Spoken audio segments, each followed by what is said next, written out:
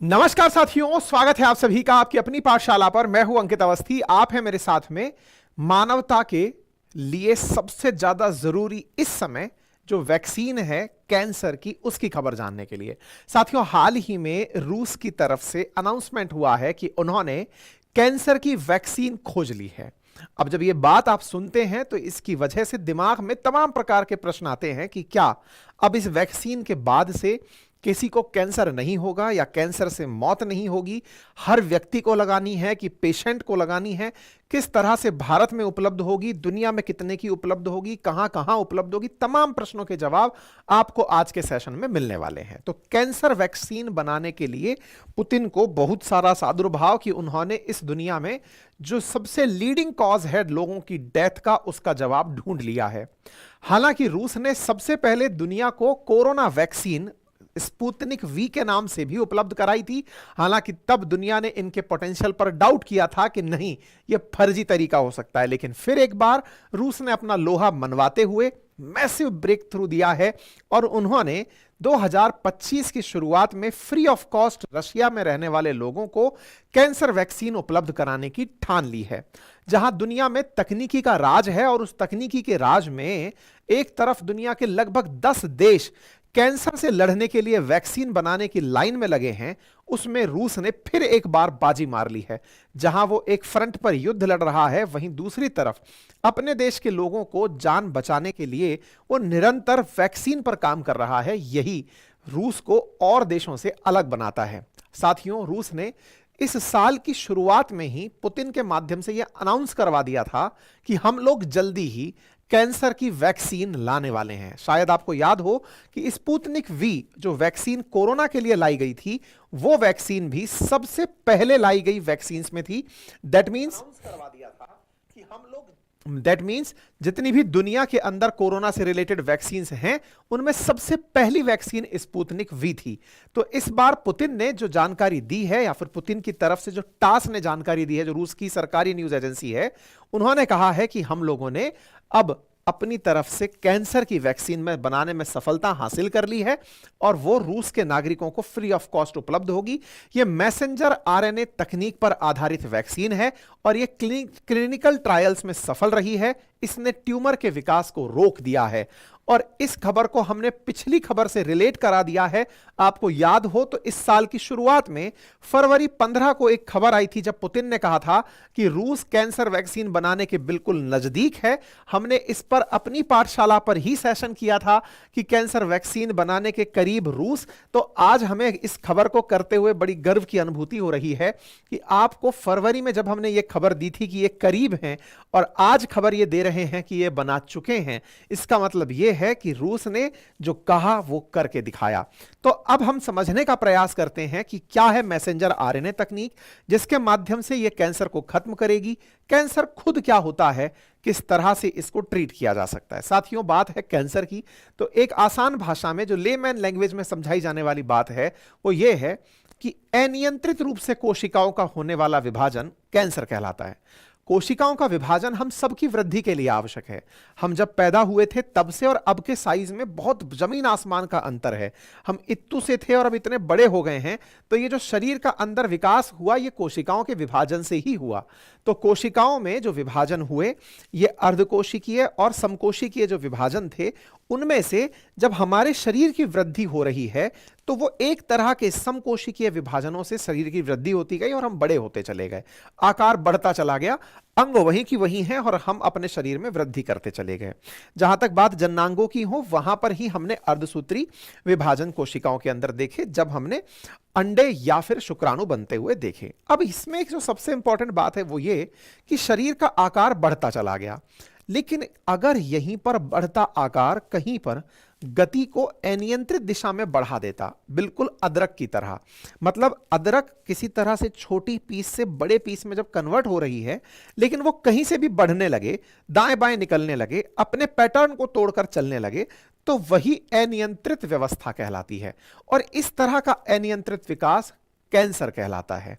शरीर में cancer WHO की परिभाषा के हिसाब से भी ये अपने आप में कोशिकाओं का ही एक ऐसा विभाजन है जो कि सेहतमंद कोशिकाओं को नुकसान पहुंचाते हुए आगे बढ़ता है।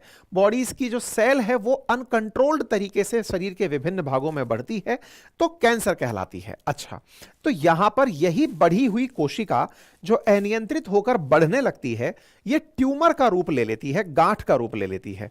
और जब ये ट्यूमर बनती है तो वो अपने आसपास की अन्य कोशिकाओं को या अन्य अंगों को प्रभावित करती है। मान लीजिए यह एक नॉर्मल सेल है, इसमें कोई एक कोशिका ने अनियंत्रित गति से बढ़ना शुरू किया और जब बढ़ना शुरू किया तो वो इस प्रकार से अनियंत्रित होकर के नया रूप धारण कर ली। अब यह स्थिति कहीं पर भी हो सकती है तो उसी आधार पर कैंसर के नाम भी होते हैं। मुंह के गुहा में होती है तो ओरल कैविटी कैंसर, लिम्फ में होती है तो लिम्फ नोड, ब्रेस्ट में तो breast cancer, thyroid, lung cancer, stomach, liver, colon, तमाम प्रकार के जहां जहां पर कैंसर हो उस तरह से कैंसर के नाम जाने जाते हैं। लेकिन इनमें से भी जो सबसे प्रमुख मेजर कैंसर्स हैं उनमें महिलाओं के ब्रेस्ट में होने वाले ब्रेस्ट कैंसर, मुंह की गुहा में होने वाले ओरल कैंसर, सर्वाइकल में होने वाले सर्वाइकल कैंसर, कोलन में यानी कि आमाशय के अंदर और ये जो आंतड़ियां हैं उनमें होने वाले कैंसर कोलन कैंसर, और लंग में होने वाला लंग कैंसर। ये प्रमुख टाइप हैं। दुनिया का अगर 2020 का आंकड़ा उठाकर देखा जाए तो 1 करोड़ लोगों की जान केवल कैंसर से गई थी। हर 6 मौत में से 1 मौत कैंसर से हो रही थी और उनमें भी ब्रेस्ट से होने वाली मौत सबसे ऊपर थी, उसके बाद लंग, फिर कोलन और रेक्टम, फिर प्रोस्टेट, फिर स्किन और स्टोमक कैंसर का नाम था। इसमें जो सबसे सरप्राइजिंग चीज है वो ये कि 2040 तक कैंसर से होने वाली मौतों में जो 2/3 मौतें हैं वो गरीब देशों में होंगी, लो इनकम और लो मिडिल इनकम कंट्रीज में होंगी। यानी कि यह नहीं कि ये अमीरों को होने वाली बीमारी है। जैसे डायबिटीज के लिए शुरुआत में एक लाइन जुड़ी गई थी, साहब अमीरों की बीमारी है, यहां पर तो लो और लो मिडिल इनकम कैटेगरी में होने वाली बीमारी है। तो क्या इंसानियत ने इससे बचने के लिए प्रयास नहीं किए? बिल्कुल किए। प्रयास में सबसे पहले तो इसको पहचानना कि यह बीमारी है। यहीं से ब्रेस्ट कैंसर के खिलाफ दुनिया को 1882 में सबसे पहले इसका ब्रेक थ्रू मिला। धीरे धीरे लोगों ने एक्सरे की मदद से कैंसर कोशिकाओं को पहचानना शुरू किया। समय बीता तो फिर धीरे धीरे हार्मोन की थेरेपी देना प्रोस्टेट कैंसर में शुरू किया गया। 1958 तक पहुंचते हुए वर्ल्ड वॉर के हथियारों से कीमोथेरेपी का आइडिया, यानी कि कैसे केमिकल्स डाले जाएं जो कोशिकाओं को मार सकें, उसका आइडिया निकल कर आया। 1997 तक पहुंचते हुए कैंसर की थेरेपी में और काम होने लगा। 2009 में सर्वाइकल कैंसर की वैक्सीन मिली और 2010 में प्रोस्टेट कैंसर की वैक्सीन मिली। तो 2 वैक्सीन ऑलरेडी अभी वर्क कर रही हैं और दुनिया भर के देश इससे निपटने में फिलहाल लगे हुए हैं। सब अपने अपने स्तर पर तैयारी कर रहे हैं। यूके तैयारी में लगा हुआ है, अमेरिका तैयारी में लगा हुआ है। अमेरिका इसमें AOH 1996 के नाम से इसका ट्रायल कर रहा है। सितंबर 2023 में ट्रायल किया था क्योंकि एक बच्ची थी 1996 में नाम था उसका आना ओलिविया हिली, तो उसी के नाम पर AOH नाम से इन्होंने एक वैक्सीन का गठन किया 1996 के नाम पर कि हम उसी के नाम पर ही वैक्सीन बनाएंगे क्योंकि किसी बच्ची की जान कैंसर ने ले ली थी। तो तमाम प्रकार से दुनिया भर में कैंसर पर रिसर्च चल रही है। तो रूस भी लगा हुआ था कैंसर की वैक्सीन की खोज में। इसी में इन लोगों ने मैसेंजर RNA वैक्सीन खोज डाली। अब यह क्या है कहानी? असल मायने में जो मैसेंजर RNA, जैसे हमारे शरीर के अंदर जो जेनेटिक मटेरियल है वो DNA RNA के अंदर बचपन से सुनते आ रहे हैं हम, उनके अंदर पाया जाता है। तो मैसेंजर RNA क्या करता है? शरीर में विशिष्ट प्रकार के प्रोटीन निर्माण में योगदान देता है। अगर हमारे शरीर में कोई एंटीजन एंट्री कर जाए तो उससे लड़ने के लिए एंटीबॉडी के निर्माण के लिए मैसेंजर RNA प्रोटीन निर्माण करवाता है, एंटीबॉडी का निर्माण करवाता है। तो ऐसे में हो यह रहा है कि अगर कोई कोशिका अनियंत्रित रूप से विभाजित होना शुरू हो गई तो उस अनियंत्रित विभाजित कोशिका का भी कोई ना कोई प्रोटीन सीक्वेंस होगा। उस प्रोटीन सीक्वेंस को हमारे ही शरीर के अंदर एंटीबॉडी पहचानना शुरू कर दे कि यह हमारा दुश्मन है तो काम हो जाएगा। लेकिन मुसीबत क्या है? कैंसर कोशिका है भी तो अपने ही शरीर की ना, बाहर से तो आई नहीं। तो उसके खिलाफ में एंटीबॉडी बनाना अपने आप में एक टफ टास्क है। क्यों? क्योंकि उसकी वृद्धि बहुत तेज हो रही है। वृद्धि तेज है तो उसके खिलाफ एंटीबॉडी समझ ही नहीं पा रही खुद के खिलाफ कैसे लड़ना है। इसी के लिए इन्होंने तकनीकी अपनाई है। इनका कहना है कि जो वृद्धि कर रही कैंसर सेल्स हैं, हम उनका प्रोटीन निकालकर उन्हें शरीर में इंसर्ट कराएंगे। मतलब आपके शरीर से ही प्रोटीन निकाला और उस प्रोटीन को फिर से आपके शरीर में एज एन एंटीजन एंट्री कराया, मतलब बाहर से एंट्री कराया, एक तरह से फॉरेन एलिमेंट के रूप में एंट्री कराया। जब वो फॉरेन एलिमेंट के रूप में एंट्री हुआ तो फिर आपकी बॉडी ने बाहर से आया हुआ उसे मानकर उसके खिलाफ युद्ध करने के लिए विकास कार्य मैसेंजर को सौंपा कि मैसेंजर आरएनए लड़ने के लिए एंटीबॉडी बनाओ। यही असल मायने में वैक्सीन का प्रक्रिया होता है कि बाहर से कोई फॉरेन एलिमेंट आपके अंदर डाला जाए बॉडी में, उसके खिलाफ हमारा शरीर लड़ने के लिए सारे के सारे हथियार लेके चढ़ पड़ता है, अपनी इम्यूनिटी को बड़ा करने लगता है। बस इसी इम्यूनिटी को बड़ा करने की प्रक्रिया यहां पर रूस अपना रहा है। ऑलरेडी कैंसर जिनके शरीर में है उन्हीं के शरीर में इस तरह से वैक्सीन लगाई जाएगी। दोबारा समझिए, जिनके शरीर में कैंसर है उन्हीं के ट्यूमर से प्रोटीन निकालकर एज एन एंटीजन आपके शरीर में डाला जाएगा। मतलब पहली बात, यह प्रिकॉशनरी लगाए जाने वाली वैक्सीन नहीं है कि आपको लगता है कि कहीं हमें कैंसर ना हो जाए तो चलो इंजेक्शन ठुकवा लेते हैं, ऐसा नहीं कर सकते। यह उनके लिए ही है जिनके शरीर में ऑलरेडी हो चुका है। तो यह टेक्निक आधा घंटे में उनके शरीर से ही नई वैक्सीन बना सकती है। अब यह कैसे संभव है? तो यहां से आपके कैंसर सेल से एंटीजन को बाहर निकालना, प्रोटीन निकालना और आर्टिफिशियल इंटेलिजेंस से उनके अकॉर्डिंग मैसेंजर आरएनए को इनवाइट करने का तरीका खोजना, यह काम इन्होंने खोज लिया है। मतलब यह मैन टू मैन टारगेट करके बनाई जाने वाली पर्सनलाइज्ड वैक्सीन है। यह सबके लिए, मतलब एक ऐसी चाबी नहीं है जो सारे ताले खोल दे, मास्टर की नहीं है, व्यक्ति पर निर्भर करती है। यानी कि वैक्सीन को एक्सपोर्ट इंपोर्ट नहीं किया जा सकता, बकायदा इसके लिए तकनीकी को एक्सपोर्ट इंपोर्ट किया जाएगा। जब आपके सैंपल्स के आधार पर तकनीकी खुद से खुद को डिराइव करके नई वैक्सीन आपके लिए बना कर देगी।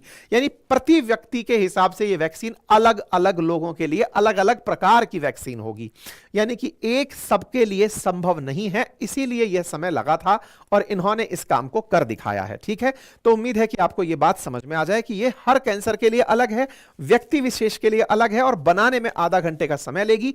यह काम मास्को के गमालिया national research institute for epidemiology and microbiology के निदेशक के द्वारा बताया गया कि हमने किस तरह से इसके ट्यूमर के खिलाफ इसको लड़ने के लिए विकसित किया है। ठीक है, तो यह होप है आने वाले समय की, यह मैंने आप लोगों को यहां पर बता दिया है। पर्सनलाइज्ड होगी यह मैंने बता दिया और आपको यह बता दिया कि आपके शरीर से कैंसर सेल्स की सतह पर जो मौजूद प्रोटीन है उसका उपयोग करके ही एंटीबॉडी बनाएगी और वहीं पर मैसेंजर आने का उपयोग करेगी। बनाने में 30 मिनट का समय लगेगा और बनाने में जो खर्चा है वो 3 लाख रूसी रूबल या 2.5 लाख भारतीय रुपया आएगा। हालांकि रूस में जो कैंसर पेशेंट्स हैं उन्हें यह फ्री ऑफ कॉस्ट दिया जाएगा, लेकिन भविष्य में जिन्हें भी इस वैक्सीन की जरूरत पड़ेगी इसका हो सकता है कि देशों के साथ व्यापार किया जा सके। तो संभव है आप लोगों को यह जानकारी समझ में आई हो। यह अपने आप में एक विशिष्ट प्रकार की जानकारी है और अगर यह काम कर जाती है तो आने वाले समय में मार्केट जो कैंसर वैक्सीन का है वो बहुत बड़ा एक्सपेक्ट किया जा सकता है कि आने वाले समय में कैंसर वैक्सीन का मार्केट बिलियंस ऑफ डॉलर में जाएगा। आप सोच सकते हैं कि फिलहाल भी अगर कैंसर वैक्सीन आती हैं तो वो 11 बिलियन डॉलर का मार्केट लाएंगी। अगले 10 साल में 26 बिलियन डॉलर तक कैंसर वैक्सीन का मार्केट हो सकता है, ऐसी उम्मीदें की जा रही हैं। तो क्या भारत को यह तकनीकी लाभ हो पाएगा? तो इसके पीछे का कारण बड़ा स्पष्ट है, क्योंकि भारत में भी कैंसर मरीज बहुत हैं, मरने वालों की संख्या लाखों में है। भारत में 12 लाख मामले आए जिनमें से 9.5 लाख के आसपास लोग 2019 में कैंसर से मरे। भारत में अगर देखा जाए तो कैंसर के मरीज लगातार बढ़ रहे हैं। पिछले 5 सालों में 12% की दर से कैंसर मरीज बढ़े हैं। तो ऐसे में बढ़ती कैंसर संख्या को निपटने के लिए भारत को भी आवश्यक है कि कैंसर वैक्सीन मिले। साथ ही साथ भारत में तंबाकू से सबसे ज्यादा कैंसर लगभग 33% हो रहा है, मोटापे से 20%, 15% जेनेटिक और 5% फिजिकल इनएक्टिविटी से हो रहा है। तो संभव है कि आने वाले समय में भारत भी स्पुतनिक वी की तरह इस वैक्सीन टेक्नोलॉजी को भी रूस से इंपोर्ट करेगा। अगर आपको जानकारी समझ में आई हो तो साथियों से इसे जरूर साझा करें। जानकारी पसंद आई हो तो लाइक करें, साथियों के साथ साझा करें, चैनल पर अपनी राय जरूर रखें। और हां, आज उन तमाम साथियों को फिर से एक बार याद दिलाया जा रहा है जो इन्वेस्टमेंट के लिए फाउंडेशन कोर्स हमारे एप्लीकेशन बातें बाजार की से करना चाहते हैं। एडमिशन में आज 999 रेट का आखिरी दिन है। कल से इसकी कीमत 1999 हो जाएगी। तो आज थर्सडे है, थर्सडे के दिन हमने लॉन्च किया था, 7 दिन तक ही हमने कीमत 999 रखी है, इसके बाद 1999 हो जाएगी। आज के सेशन में हम आईपीओ में कैसे पार्टिसिपेट करते हैं ये सिखाने वाले हैं। आईपीओ में किस तरह से शेयर्स को लिया जाता है, अनलिस्टेड शेयर्स कैसे परचेज किए जाते हैं, सब्सक्राइब करना क्या होता है, आईपीओ के अंदर ओवर सब्सक्रिप्शन क्या होता है, लिस्टिंग किस तरह से होती है, किस तरह से एप्लीकेशन पर जाकर के ये सारे काम किए जाते हैं, वो हम आज के सेशन में शाम 5 बजे की क्लास में बताने जा रहे हैं। जिन्हें भी जाना है जल्दी से जाकर के अपने लिए कोर्स बुक कर लीजिए, क्योंकि आपको यहां पर शेयर परचेज करना, ट्रेड करना, ट्रेड के साथ स्विंग ट्रेडिंग जानना, डिलीवरी शेयर्स परचेज करना, फ्यूचर एंड ऑप्शंस को जानना, कैंडल रीड करना, तमाम चीजें आपको समय के साथ इस सेशन में सिखाई जाएंगी, इन क्लासेस में सिखाई जाएंगी। थैंक यू सो मच, अपना ख्याल रखें।